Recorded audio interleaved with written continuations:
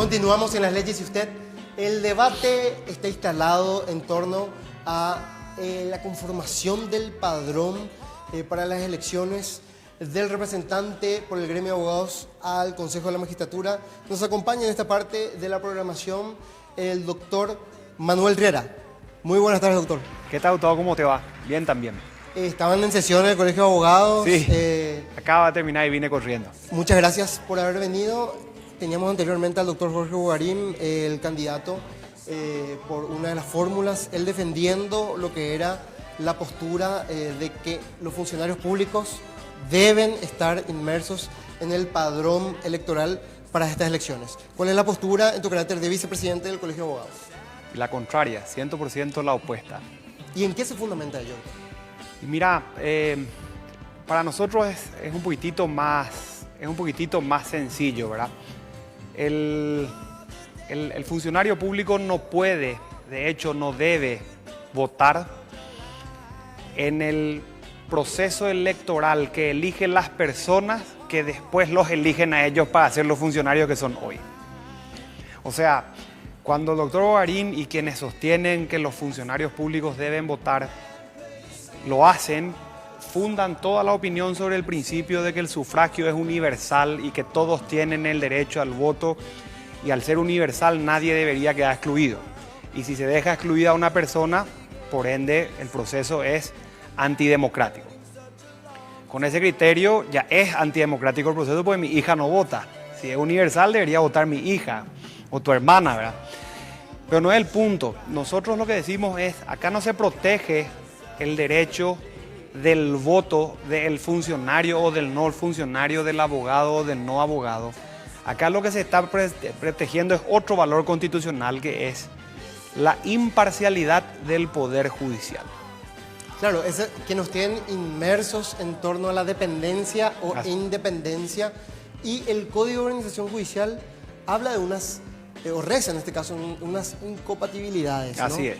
Y yo lo que traigo es la analogía de las elecciones nacionales, donde todo el mundo vota, Sí. para elección presidente, vicepresidente, pero estas son similares o es diferente. No vota todo el mundo. Mi hija sigue sin votar cuando es menor. No votan los presos, no votan los inhabilitados, no votan los que tienen condena, no vota un montón de gente. Ese tema del voto universal es un principio que aglutina la mayor cantidad posible de gente para que, digamos, el aspecto constitucional de la democracia, donde la mayoría es la que triunfa en la toma de decisiones, sea una cosa. Pero acá no estamos hablando, repito, de eso. Nosotros estamos hablando de que el que va a meterte a vos en el Poder Judicial, el que va a elegir los jueces, el que va a elegir los funcionarios, el que va a elegir los defensores, el que va a elegir los fiscales, el que va a elegir toda esa gama de funcionarios que a la larga me va a juzgar o con la que voy a trabajar, no debería ser elegida, ¿verdad?, por las personas que justamente les comprometen dichos cargos. Es como que vos quieras ser miembro de la selección paraguaya de fútbol. Si vos empezás a elegir el técnico, ¿a quién le vas a votar?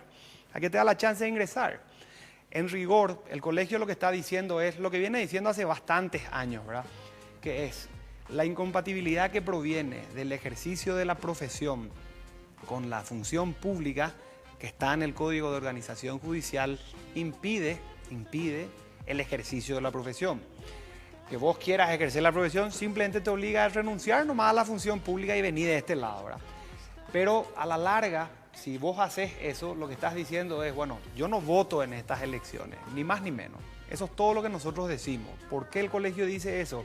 Porque, te repito, no es el problema desde el punto de vista democrático, como se sostiene, que es un principio, pero indiscutido, no te digo lo indiscutible, indiscutido, asumido, sino que lo que nosotros ponemos el foco en el resto, para garantizar la imparcialidad, o sea, que no tenga carácter de parte el juez que te juzga, o el funcionario que te atiende, o el fiscal que te acusa, o el defensor que te defiende. Quienes los eligen, Consejo de la Magistratura, cuando los involucran en la terna, deben ser personas que provienen de una elección distinta de los elegidos. Eso es todo lo que decimos, es una opinión distinta. No te digo lo contraria, es otro énfasis, y nos parece bien, o sea, creemos que como la discusión se planteó con mucha antelación, eso iba a permitir que se oigan las voces como la del doctor Bogarín, se oigan las voces como la del doctor Claudio Baqueta, se oigan las voces como la de nuestro colegio, se oigan la voz como la de los demás 19 colegios de abogados que están de acuerdo, para que la Corte finalmente ponga todo sobre la mesa y como órgano supremo en términos de interpretación constitucional diga lo constitucional es esto o ambas cosas y esto prima. Entonces estamos en víspera de la resolución, ¿verdad? Vamos a ver qué sale. En la primera parte del programa, el doctor Jorge Bogarín decía también que el tema del ejercicio de la profesión, también los funcionarios públicos, a su criterio, ejercen la profesión. ¿Cómo lo ven ustedes esto? Sí, por supuesto que ejercen la profesión, pero ejercen su función. Preguntarle a Jorge Bogarín qué pasa si no se va a las 7 a la oficina de la Procuraduría. Le echan. Si yo me voy, no dejo de ejercer, perderé un cliente. Pero mis reglas son de mercado, sus reglas son de la función pública. Él vive según la 1626, yo no. Entonces su función es la que hace que su ejercicio sea dentro de un marco normativo distinto del mío. Vos me puedes contratar acá ahora mismo, a él no. Claro, y ahí está, yo veía hoy atentamente, están en las redes sociales, la audiencia que tenía el doctor Rubén Galeano ante los miembros de la Corte, Sí.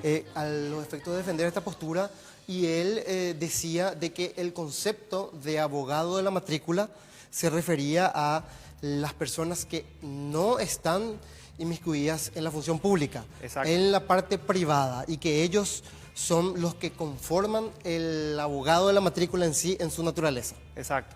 Yo discutí con muchos amigos de esto porque yo también tengo compañeros de facultad que están en la función pública, que son abogados naturalmente, diciéndome es como una suerte de distinción o disquisición de quién es más o menos abogado en función del ejercicio, y dijimos que no. Vos sos igual de abogado que yo.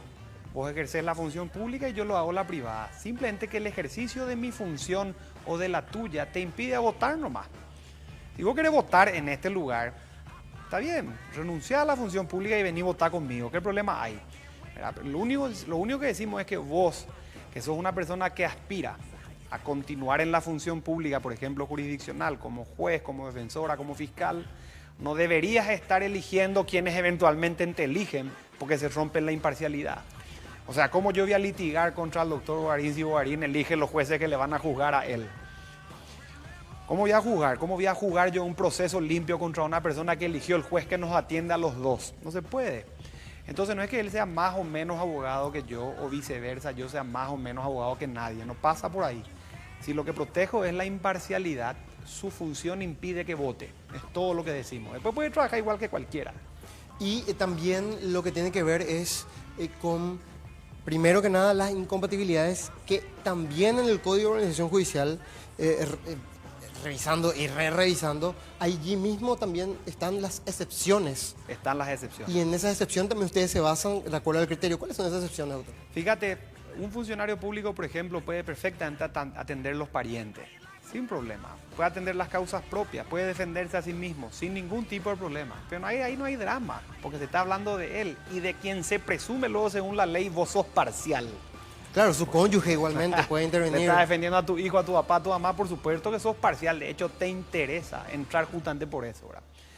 Entonces, además, detalles más, detalles menos, ¿verdad? Si yo dejo la ley de organización, del Código de Organización Judicial del costadito un ratito, podrá no gustarte en función de la Constitución, que es lo que dice el doctor Bogarín también, y dicen en palabras más, palabras menos, quienes sostienen la idea del sufragio. Y yo también puedo decir eso, ¿verdad? Pero que no te guste la ley no quiere decir que sea ilegal, es ley igual. La Constitución también dice, ¿verdad?, que mientras esa ley no sea declarada inconstitucional, es ley. Entonces, ¿cómo la vas a dejar de lado? No la podés dejar de lado. Si vos te vas hoy a pedir a la Corte Suprema de Justicia, por ejemplo, el formulario para ejercer la profesión y obtener la matrícula, uno firma una declaración jurada que no cae dentro de las incompatibilidades del poder del organismo del Código de Organización Judicial. O sea, el propio formulario que la Corte emite, que le hace firmar a todos los que egresamos de las facultades del país, nos dice por declaración jurada que no somos incompatibles. Y la incompatibilidad dicha en ese formulario expresamente se remite a ese código. Entonces no podemos desconocer el código sobre texto de un principio constitucional. Declarame inconstitucional el código y está bien que vote Bogarín, pero mientras eso no ocurra no puede. Y con respecto a los funcionarios judiciales, también era la consulta que hacían los televidentes, porque en los funcionarios judiciales ahí hay muchos abogados. ¿Qué pasa con ellos? Y lo mismo, toda la función pública está totalmente vedada del derecho a votar en esta elección, no en las elecciones, en esta. O sea, yo no estoy votando, no estoy diciendo que el principio dejó de ser universal. Digo que acá no aplica, que es diferente. Ellos pueden votar al siguiente presidente, pueden votar si quieren ahora en las elecciones, pueden elegir el intendente, pueden irse a las nacionales, pueden elegir una convencional constituyente, lo que quieran, pero esto no, mientras trabajen en la función. Porque si vos te pones a pensar y a rebuscar, nosotros estudiamos mucho este asunto y además se discutió al seno del Consejo. Esto no es una opinión de Rubén como presidente del colegio o mía como vicepresidente, sino que esto se discutió. Y además el Colegio de Abogados forma parte de una federación de colegios, donde hay otros colegios que también discutieron esto. Es la primera vez que hay no te digo un consenso unánime, pero una cuasi unanimidad en términos que esto no se puede asumir como defendible desde el punto de vista de la imparcialidad del Poder Judicial.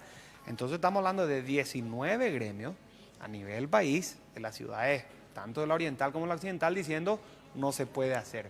¿Por qué? Porque estudiamos inclusive un poquitito más atrás.